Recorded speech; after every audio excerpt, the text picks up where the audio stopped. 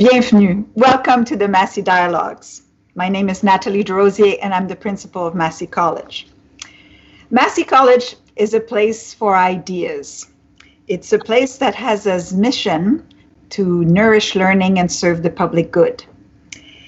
Massey, the physical location, is located on Indigenous land, the cherished land of the Huron-Wendat, the Seneca, and the Mississaugas of the Credit. And we are very grateful for the ability to continue to do our work here. The Massey Dialogues are based on the idea that to serve the public good, you need to build bridges. You need to build bridges between disciplines, bridges between cultures, but also bridges between generations. So we always are trying to bring different generations into the conversation to speak about some key issue. And today, we're so grateful to have with us the Right Honorable Adrienne Clarkson.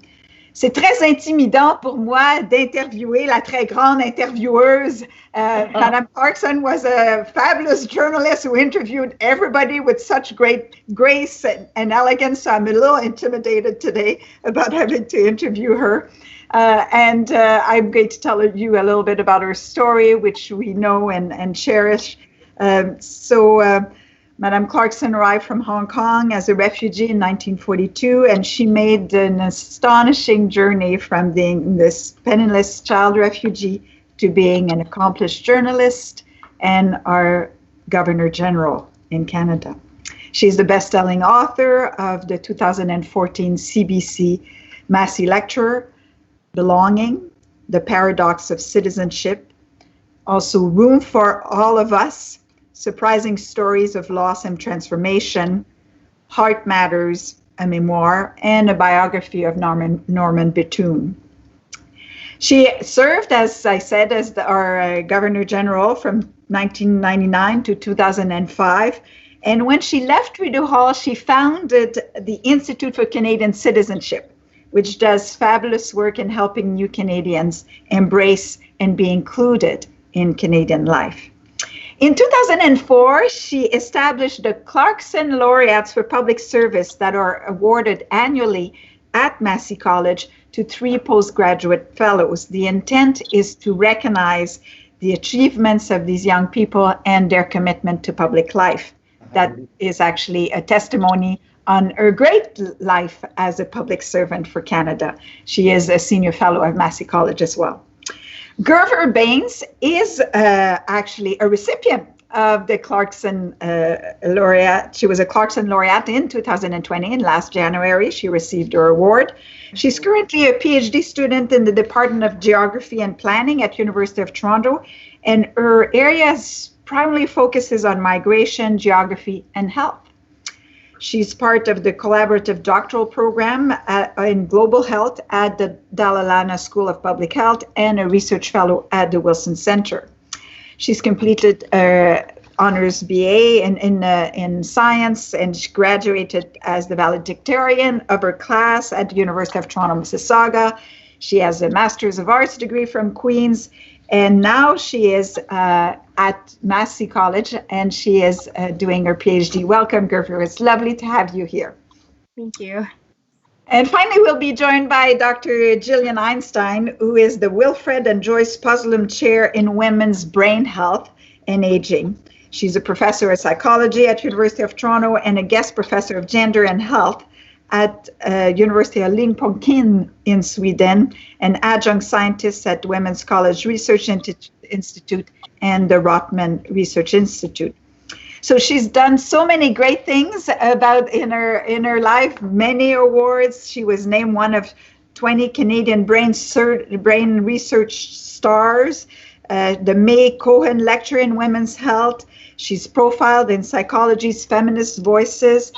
Her research focuses on memory, but more broadly on women, aging, and health. How do sex and gender mediate women's brain health? So welcome. It's so lovely to have you. We had so many great conversations in the last while, so I'm so happy to have all 3 of you with me today.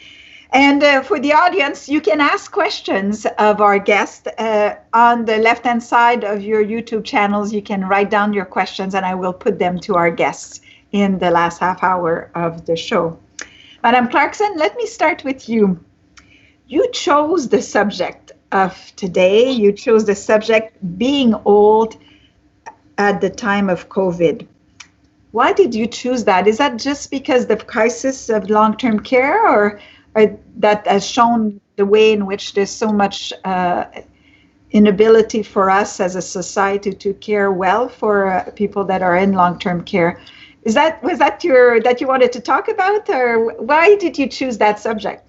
I turned 81 in February, so I figured that if we're going to talk about age and ageism and old age, that I would like to talk about it.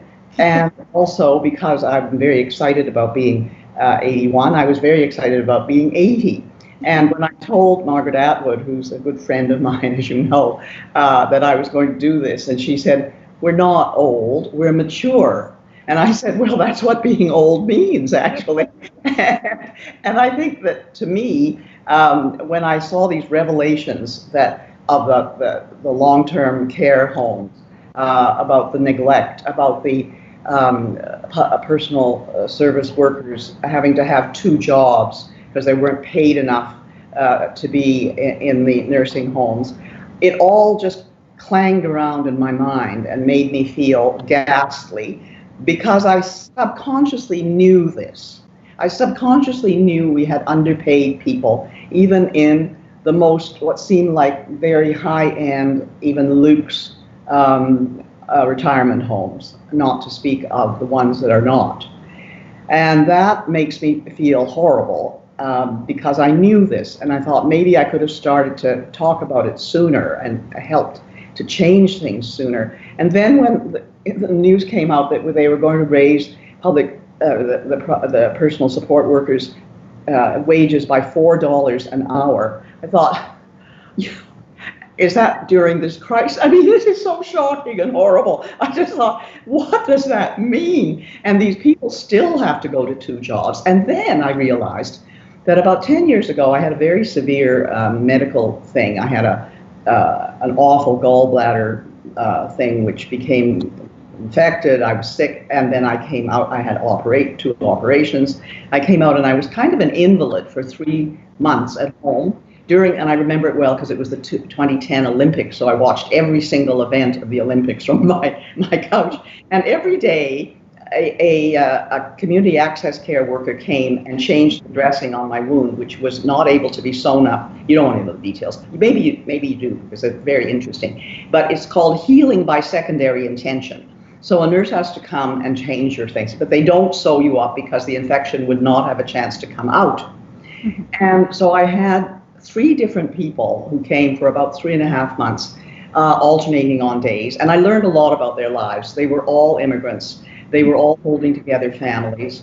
And they said, they came in their own cars, they could drive, and they did about 5 people privately a day in an 8-hour day. And then the younger 2 of them said, and now I'm going to work tonight at a nursing home. So they were working 16 hours a day. And to make enough money. I think they were making reasonable amount of money, community care access. It did not strike me that they were being paid by the hour in a bad way. And then I realized that they were coming and going from homes to me and to the people I'd hear about, because sometimes they described the people, they became very fond of them, because they were spending time with them over the months. And then one of them died, one of their patients died, and we talked about that and what that meant. And I realized I'd had this contact with people and also going to visit friends over the years in retirement homes. I thought, gee, it's horrible that these private homes are being made for profit and get profit from people who invest in them, and then they don't pay their workers. That is one of the most shocking things that I've come to realize. And I mean, I should have realized it before, but I didn't. And then the other thing I thought of was, here I am, a very privileged person, upper middle class by sociological standards, I'd say, with a wonderful education. I'm just about to celebrate my 60th anniversary of graduation from Trinity. I graduated in 1960, and I'm going to record a virtual message after we do this, actually. And I've had a wonderful education, and there's still over 80 of us still alive from that class. We're all over 80, 81, 82. And we've had the privileges of a life in Canada that, just you couldn't match. Mm-hmm. So I feel that I've had that privilege. I've been able to live the life I've been able to live and continue to work in meaningful ways and will till I drop. And I hope I will drop right in the harness on the road. And I've had the choice. That's it. I've had a choice. Other people like me have not had that choice. There's just no choice for them. And nor do the people who have to look after them. Because there's been articles about, well, why would you put, in some cultures that have come to Canada, it's very difficult for them to accept that they would have their elders put in a home or that they couldn't look after them. And I think, what is that about? Why are we putting people away, even though they accept it themselves, when they would perhaps be better off at home if their caregiver at home could look after them, and if there was some tax advantage to doing so, or they could pay for doing so by keeping somebody at home. So that's why all of these things came together in my mind. So in a way, it's not going to be only about money. Certainly there will be some investment that will need to be made, but you're talking also about a transformation, almost a societal transformation, about the way in which we look at care, the way we look at the people who provide the care, people who receive the care. Have you thought a little bit more about what's needed? What are the messages that you want us to do as a society going forward? I've been reading a wonderful book called Successful Aging by Daniel Levitin, and he's originally a Canadian. And Successful Aging is I think, a very interesting book because it tells you about how, people live successfully and old. And I feel that I'm doing that. But I've had a lot of things going for me. I live in a great metropolitan center in a wonderful country. I am able to be looked after. I can go to a doctor. I'm reading things. I have contacts of friends who know things. And then I think of the people who never have that chance, who just never even dream that they have the chance, even though they live in the city like Toronto. And particularly women. Old women are the worst off in our society.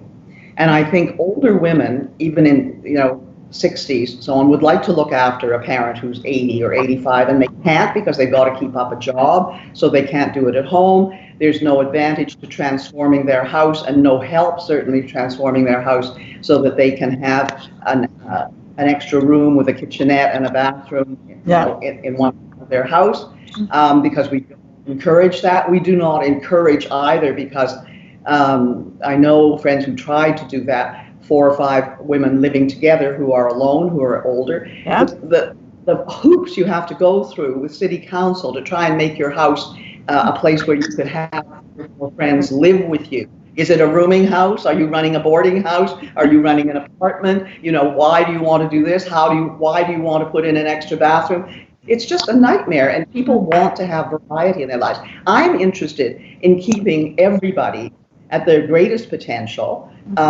till the moment they are no longer with us. And only God knows when we're not going to be with this human life anymore. So I think successful aging means that you simply have to keep going the whole time and look at other people and not just yourself, and not just being certain that you get, your chiropractor or your GP looking after you, but that you have to think of others. You have to think of the women who've never had the chance to do that. Never, and then they get sick and disabled, and then they're a burden on society, and then they're no longer useful because they don't really pay the taxes anymore. And women have never earned as much as men, so therefore they have not contributed, quotes unquote, to society that way. And it's so unfair, so unfair. Well, let's bring the voice of the youngs, about this, So, Gurveer, when you listen to this, is this unfairness something that you knew about, or that it's part of your studies a little bit? You're a planner, a geographer, and health is your field. So, what's your concern now about this aging problem? I think that, we have to consider not only is it an aging problem in terms of the space of long-term care facilities, but also how do we perceive aging in place? How do we perceive the preparations that people have if they choose to live in their house as they get older? Do they have the facilities, the services available to them? And most importantly, the knowledge of these services that are available to them. And I think we need to consider, especially looking at long-term care post COVID-19, would people be comfortable entering long-term care? Would families, friends be comfortable with their loved ones being in long-term care? So I think now it's not only understanding what is happening in long-term care facility, why do we see a proportionately larger increase of COVID-19 cases in long-term care facilities, but also post-pandemic, how do we make sure that we instill a trust in the public, a trust of those who may become residents or are currently residents of these facilities and their family members, friends, loved ones, that this is a space that is entrusted by the public, it's a space that people can live and they can live there in their golden years. So I think looking at it from a migration standpoint, looking at increasingly multi-ethnic populations getting older, and to Madame Clarkson's point of a lot of cultures, they may not necessarily have knowledge of long-term care facilities or acceptance of having loved ones in long-term care facilities. How do we make sure that they're comfortable if this is an option that, depending on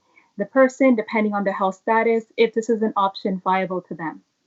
So obviously it's a multi-pronged issues. That there's housing issues, there's protection of workers' health, there's almost the perception of what aging means for people. It's a healthcare problem, but it's also a gender issue, I think, is what we've been talking about, and we'll talk about this with Dr. Einstein. It's women who work in long-term care, and it's women who live and die in long-term care. That's what the COVID-19 crisis is showing. It's a big light on this issue. Is gender disparity something that you learn in your studies? Is that part of the way in which a PhD student that is interested in geography and health, is there a feminist lens put through that? I think so. I think, and it goes back to social determinants of health, gender being one of the 12 determinants as per Public Health Agency of Canada. So looking at what do we conceptualize as gender, biomedical approach, societal, and then understanding, well, how does either a feminist lens, a geographic focus that has a feminist lens, how do we understand and frame different problems, different policies in our society from a lens of, well, we need to focus on gender, we need to focus on educational attainment, we need to focus on income status, because all these different determinants are intertwined with one another. So gender being one of looking at what the male versus female ratio of frontline workers, looking at informal caregiving, it's predominantly more female, looking at different facets of our community, and how does that, when we compare it from a feminist lens, when we compare it from looking solely as gender, as the evaluation matrices, how do we understand what are the needs of a population, and how does female versus male change in terms of who does what, and on what frontline workers, or on what different level of the workplace that are they a part of? And we can see this even across the board, that, as I mentioned, frontline workers, majority are female, but then in decision-making rooms, it's seen as it's more male as opposed to female. So, well, let's bring in the expert on women and aging, Dr. Einstein.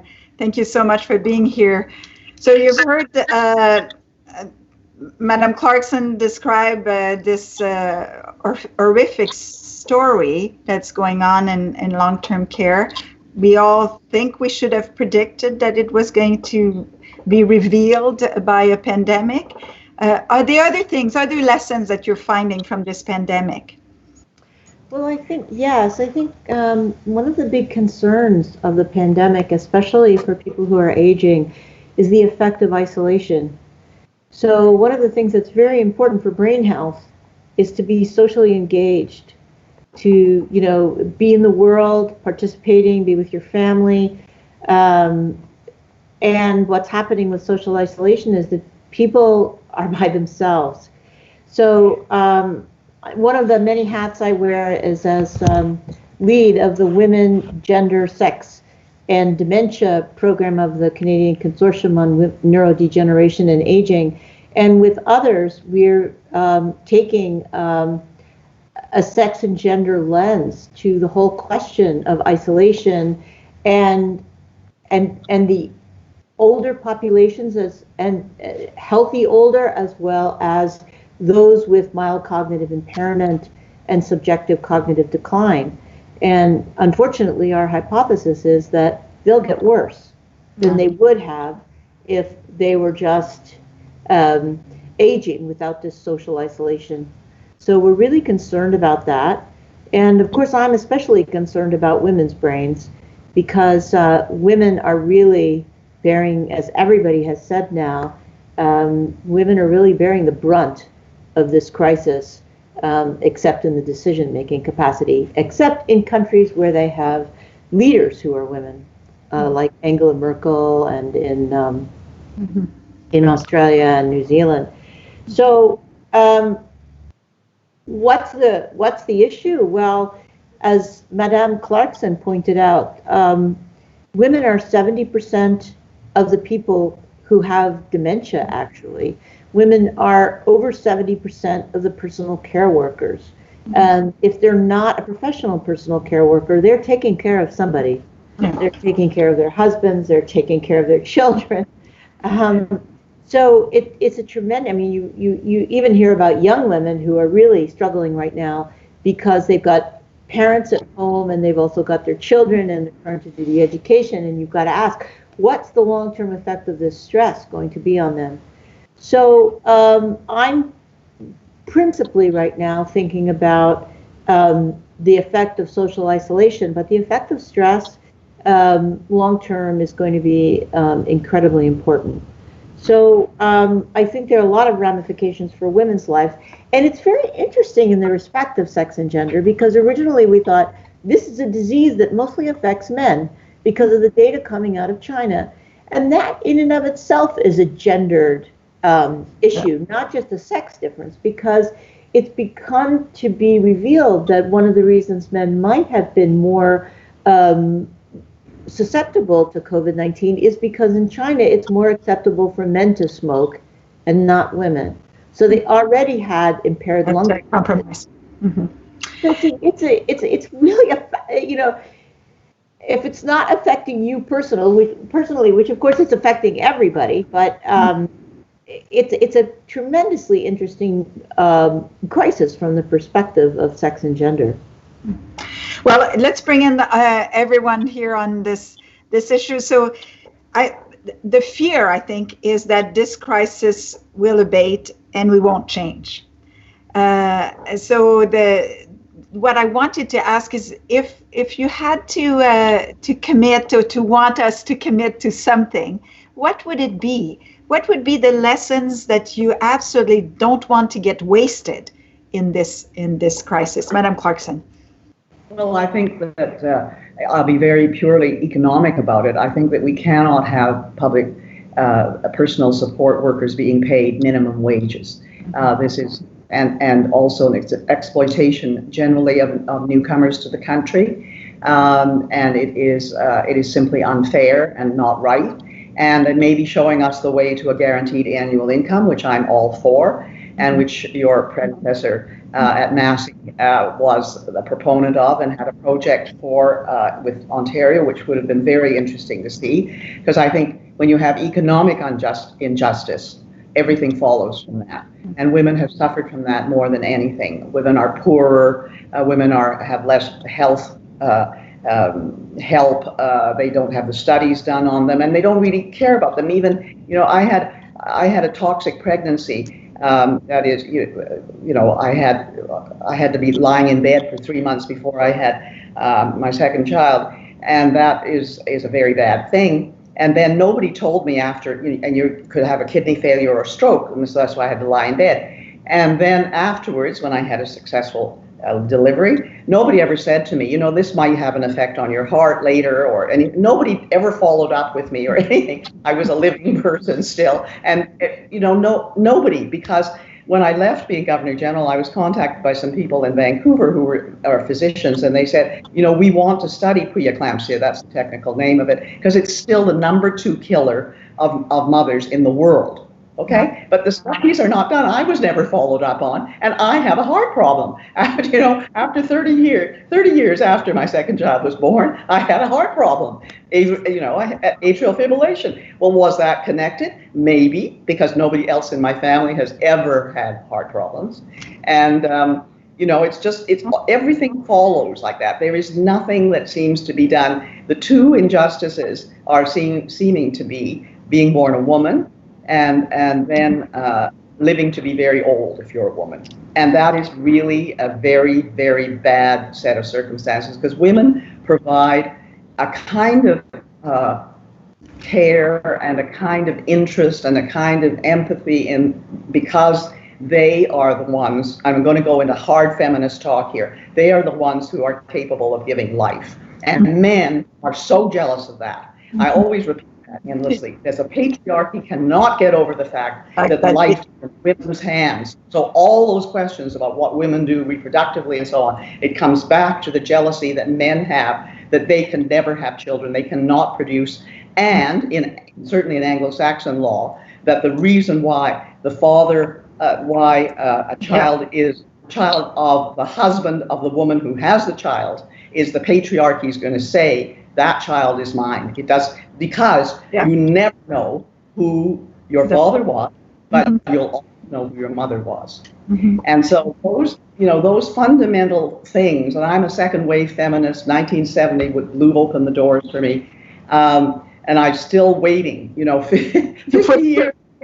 It's still, that we're doing this, and all the things, in 1900, the life expectancy of a woman was 42. Now it's about 88 or 89, isn't it? I mean, I was told by my GP the other day that I was going to live to be 89, probably now that I'd lived to be 81. And, that's like more than double the life expectancy in 100 years, and over 100 years. So we haven't prepared in any way for that for women. And we still treat women unjustly, except the ones who have, made a big effort and worked hard and so on. But women in general, and then people say to you, oh, you're the exception, or, you did this because. But, you're part of half of the human race who was born a woman, and many people are born a man. And you have to say that you've got to think about that sometime and make it equitable, make it fair. We don't want to give up the caregiving. I don't think women want to give up those things, which biology does prepare you for that. I think that when you are prepared to have children as a physical being, something in you knows that you can have children. And so I think that some feminists wouldn't agree with me, but I think there are certain preparations that your psyche makes because of that. But that doesn't mean that you can't do other things as well, and you can. And that's where the patriarchy comes in and says you can't have everything. And that's what they're saying to women all the time. You can't have everything. And I say to young women, you can have everything. Yes, well, that's a good cheering for the young women here. So you can have everything. What would you want? What is it that? I want what you want. Yeah. What is it that you're afraid of as you move forward in your career, Gurveer? I think a lot of it has to do with what Madame Clarkson has mentioned, looking into, well, how do we get more women into leadership capacities? How do we get them more into decision making? But also understanding that caregiving is a part of biomedically who we are as people, and that should be part of the system. It shouldn't be an exception of those who can do everything, but it should be, we create a system that is set up for success for all women, and that they can take on caregiving, they can take on the workplace, they can take on leadership roles and anything that they want. So it's more, I would say, a societal change of how do we perceive both genders, but also how do we make sure that we set up generations for success, as opposed to, well, there's exceptions to the status quo. So we're moving from paying well the personal care workers to recognizing sexual differences but trying to look at women as in offering them the choice of what they should be, who they want to be. Does that influence brain aging? Like you're Dr. Einstein, you're studying women's brain as being different, or as the impact, and is the caring function something that you look at in your studies on women's brain? Yeah, I don't. There are people who are very involved in that and look at the number of pregnancies and how the number of pregnancies might play a role in brain health later in life. There are people. The one thing I do look at assiduously actually is the role of estrogen and estrogen early in life, because I primarily study women who are young women who are deprived of estrogen because they've had their ovaries removed. I think that this practice is both based in a kind of sex difference, that is the necessity for estrogen over a lifetime, but also gender, the idea that you could just remove women's ovaries once she's done having children and it wouldn't make any difference. It turns out the ovaries affect every single body system, from bone to heart to brain, to the immune system. So I think it's really important that we think about both sex and gender and how they play out across the whole body during a lifetime. I guess in this crisis, I agree with Madame Clarkson, and that it's really important that we begin to support our personal support workers, that is just a real obvious win that we could take out of this, in a sense, which is to see that they actually have enough pay that they could have one job, which would be better for everybody, the people they work for as well as for them, that they just have one job and one place of work, and that they have decent benefits. But as pointed out, this is true across the system. It's not just personal care workers, it's all forms of women's work that takes a toll. So I would like to see women's work decrease from being emotional labor, which takes a terrible, stressful toll, to being a broad spectrum of labor, as has been pointed out here, is really necessary. I guess also with respect to this crisis, I said to my lab the other day on one of our Zoom meetings, and I'm sure they thought, oh, that's crazy, Dr. Einstein. But I said, I don't think it's been since the flood that we've had a chance to start over again. Everything has stopped. We're starting over again. Let's have some imagination about what it is we want to see happen. Let's not go back to normal. Let's go back to better than normal. And so I think we need to let our imaginations fly a little bit about all kinds of things in this, so that something good comes out of this and not just something. Well, we have lots of questions, so that's good. I think we've simulated. So, Amy Machen, when will we put more emphasis on quality of life rather than longevity for its own sake? Interesting question. I think that's an interesting question, because we've been very concerned in medical care with extending life, with making sure that people live longer.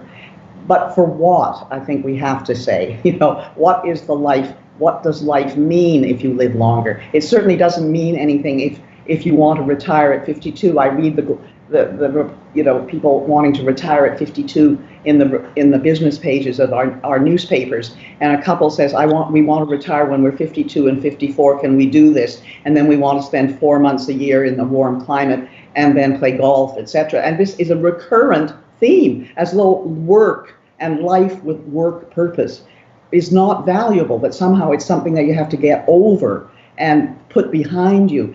When in fact, I think maybe a crisis like this is going to make us realize that our lives are worthwhile.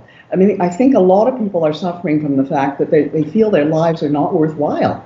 And that's where they become anxious and depressed, and the isolation gets to them, because they feel, what am I living for? I'm not going to the office, I'm not doing the things. Or women feel after their children have left home, that they've given all this, and then what is there left for them?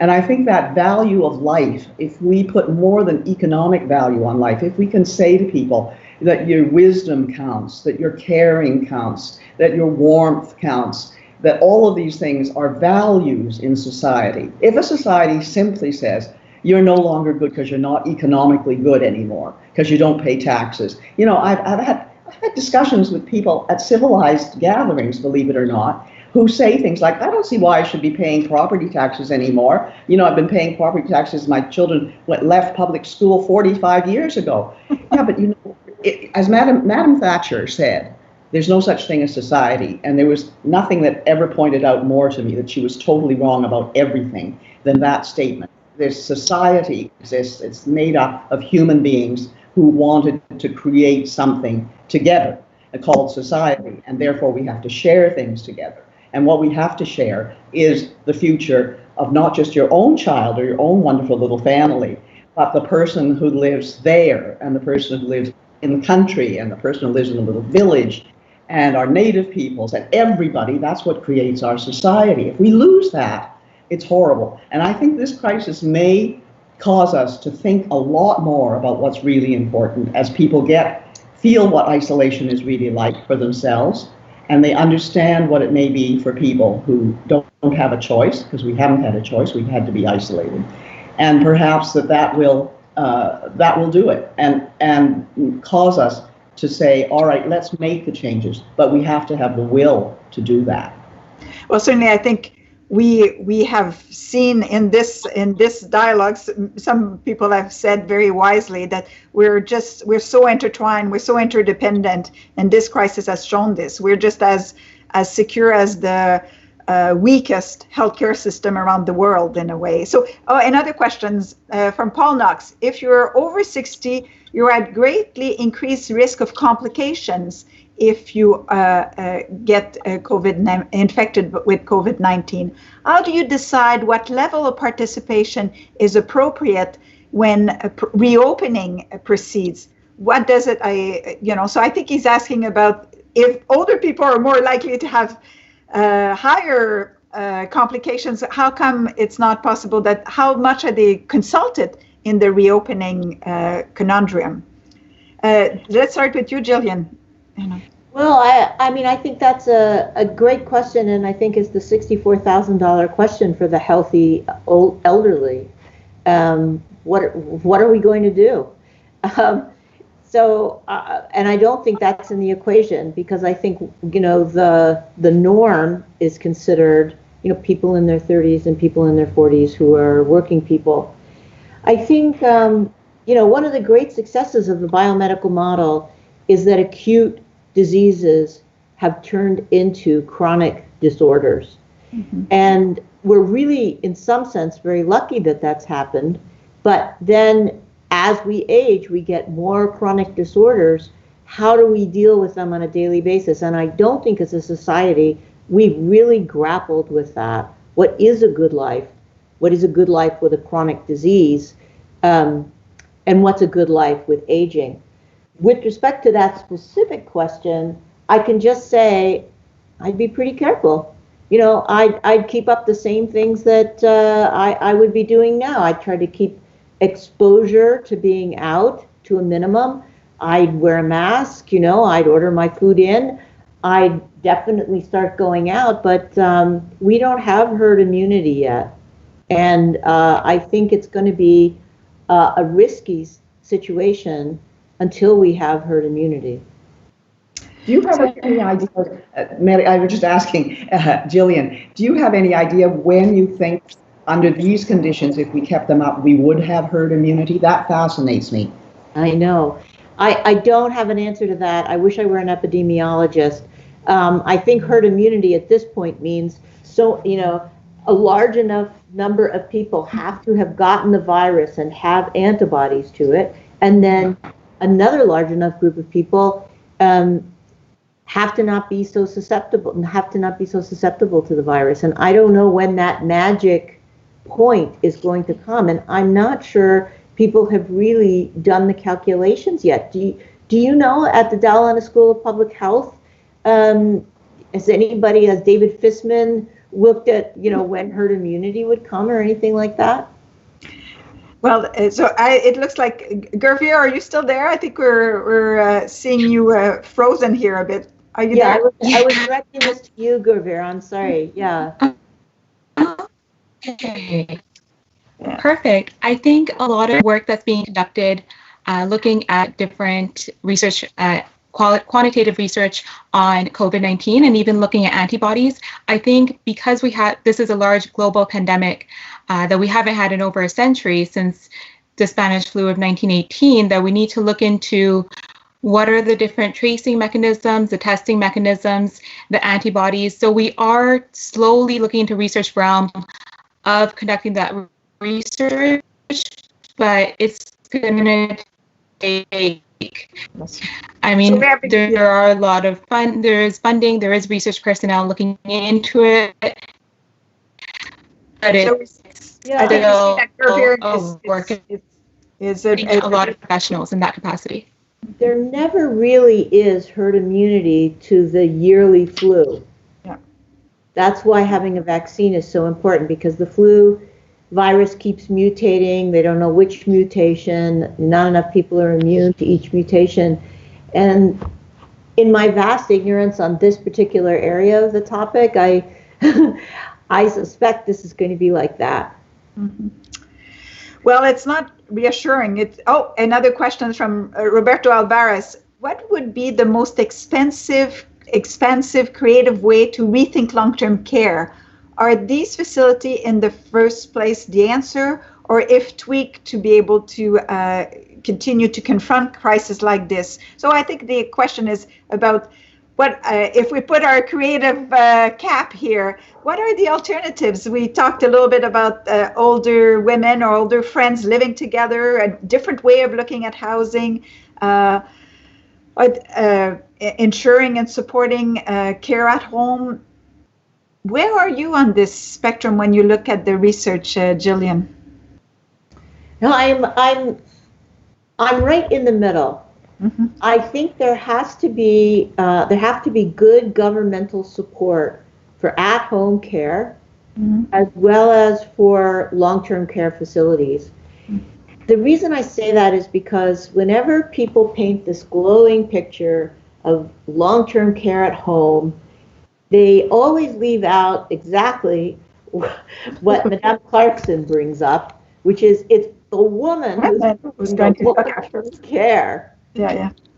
So I think we need to be really sensitive to, who can undertake this with what supports, what kind of supports do they need? And I think we still need to have facilities in which people can live and get long-term care. For example, the very women who take care of their husbands long-term are usually not going to have anybody to take care of them, mm-hmm. and they're going to need a place. Mm-hmm. So I think it has to be a careful balance. And I know Ontario's been doing a lot of thinking about this in the last few years, but it's not my area expertise, so I can't say where they've come down. So, Madam Clarkson, this is a subject that you've brought up, a rethinking about the way in which we look at housing options for people as they age. Any model out there that you'd like to put forward? Well, I think generally you come across these in articles in magazines, and I always clip them out. And for years now, a group of women and I who have been friends for now nearly 70 years, 65 years anyway, have said, if we were left alone, which we don't want to be, we could all live together in one place. And when I was growing up in Ottawa, there was a little place called the Balmoral Club. And it wasn't a club, really. It was down the street from me on Metcalfe. Downtown Ottawa was then very residential. And I was on Somerset. And there were 5 old ladies who lived together in the Balmoral Club. And then I learned that they were all friends, and that they had two of them had been high school teachers, and one had been a nurse, and 2 were sisters of each other or whatever. And that they lived together, and they had a person who came in and did the housework in the daytime, and they had somebody who came in and made meals, and occasionally they would make meals.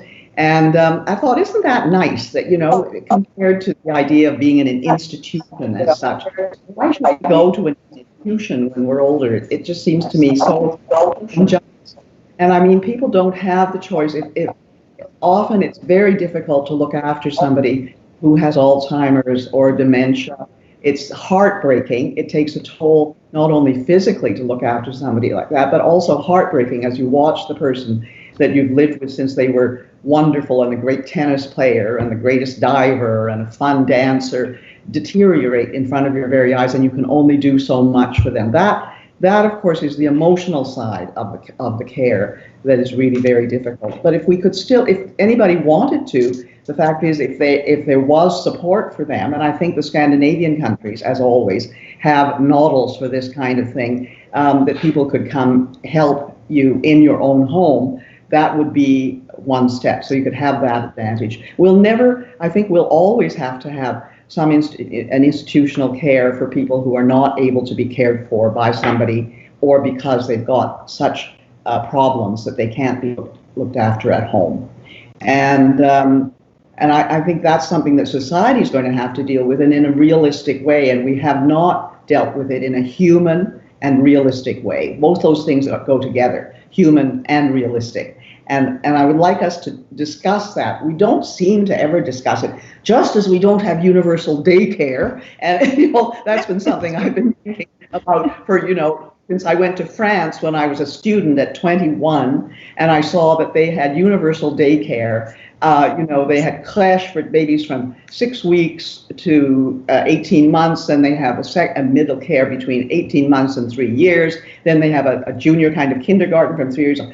And you didn't have to be a working mother. You didn't have to pay. They just had that. And that's what created also the possibility that France has the largest reproduction rate of any European country. They raised their reproduction rate very deliberately from 1960 till now, so that they have, young women that I know, well, they're no younger, they're 50, but they had 3 children, whereas the equivalent woman of 50 has 2 children in Canada. And I have personal examples, people who married because the tax system kicked in. Once you had a famille nombreuse, as they called it, if you had more than 2 children, the brakes on your income tax, the going on the train, you could take a family of 5 for the cost of 2, all these sorts of things made it and daycare made it possible. We don't have anything like that.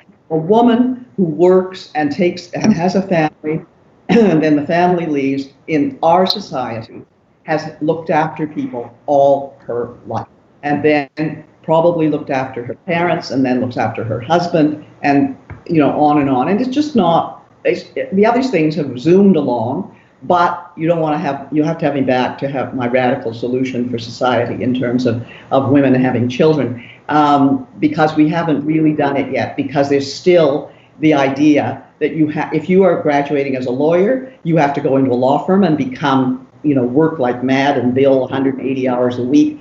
And that's got to happen until you're 37 and think, oh, the biological clock is running out, I've got to have a baby. Then maybe you can't. And then you get IVF, which costs society, of course. But you do have to have a baby because you want a baby. And so that's not the way society should work.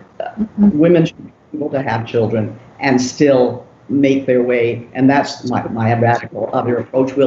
Sometime when we have a never conversation, we'll do that. That's it.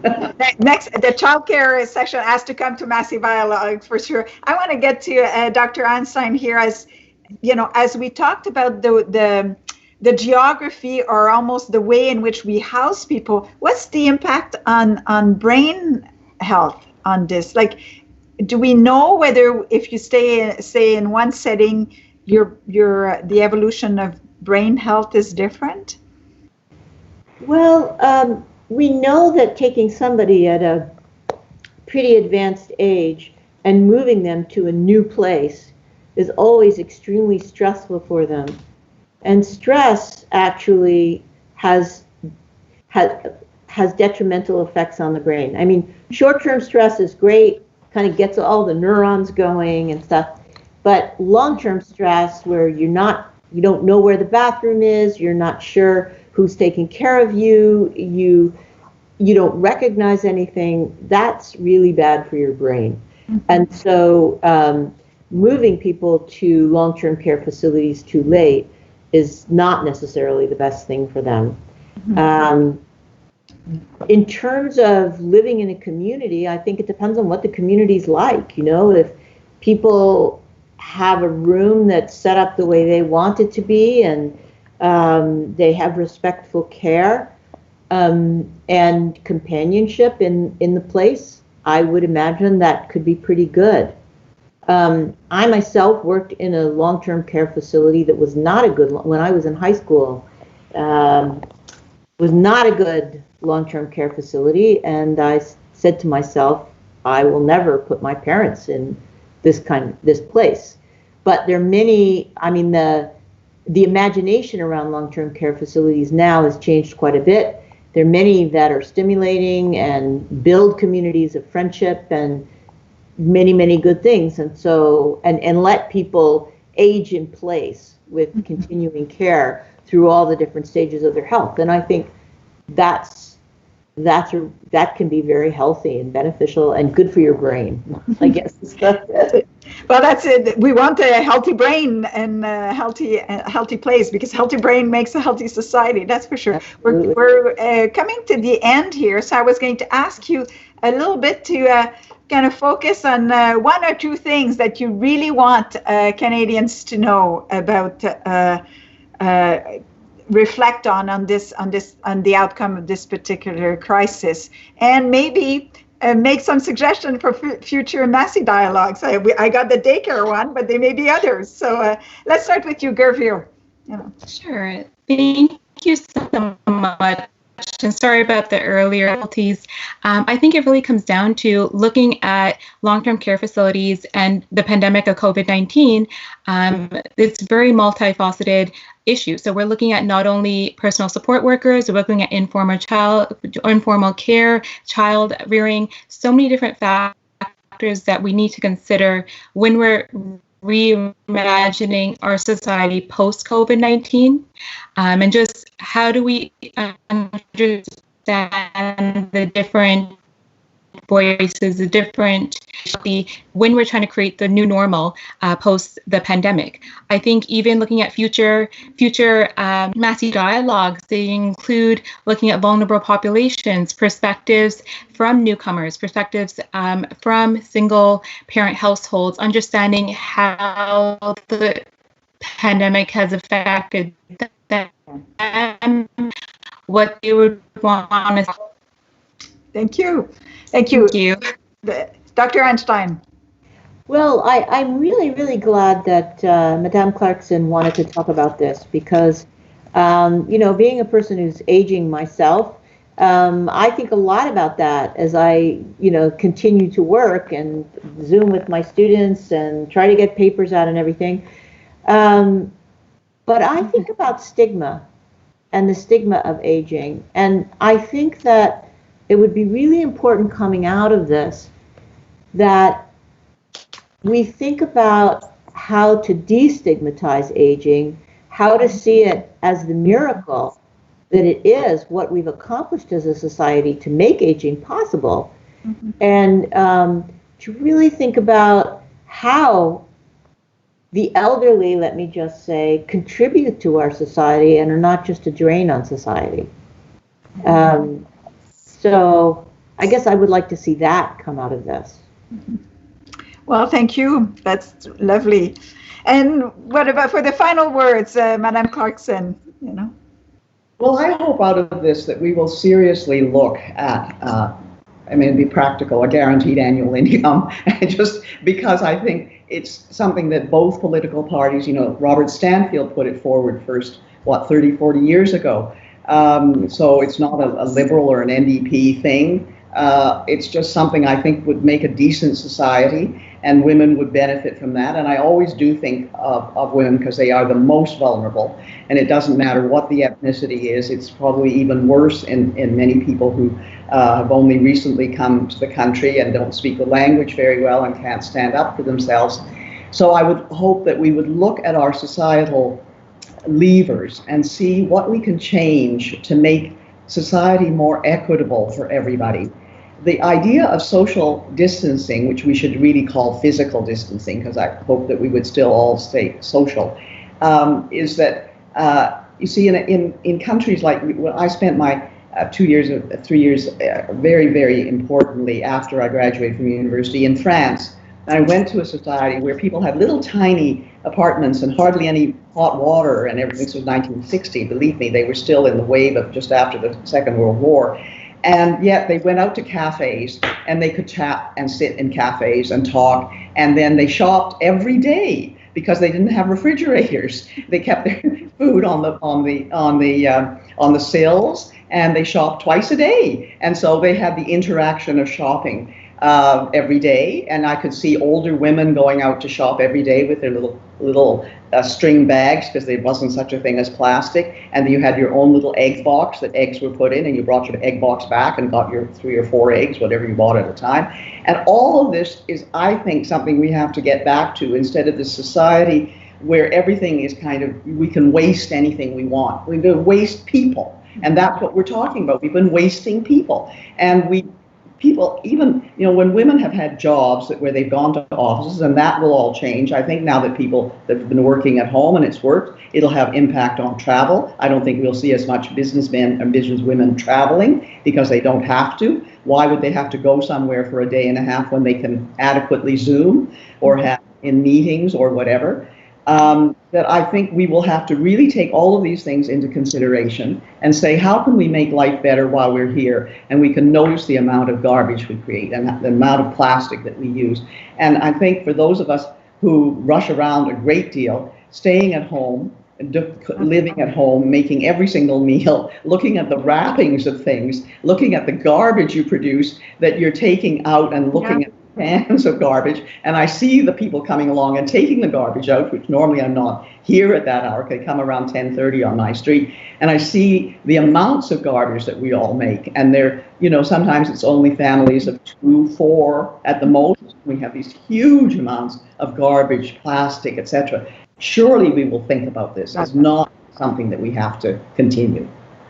Well, I think the wise words is about, it cannot go back to the normal. We have to learn something about this and put our creative juices to confront climate change the same way we're confronting these big crises of that are affecting our society. So I want to thank you for shining a light on being old during COVID and the challenges in long-term care homes and the challenges for women throughout this crisis. Merci beaucoup. Thank you very much. And I hope that you'll come back on Massey Dialogues and we can talk about a different subject. On Thursday, we'll have another Massey Dialogue on the Arab community.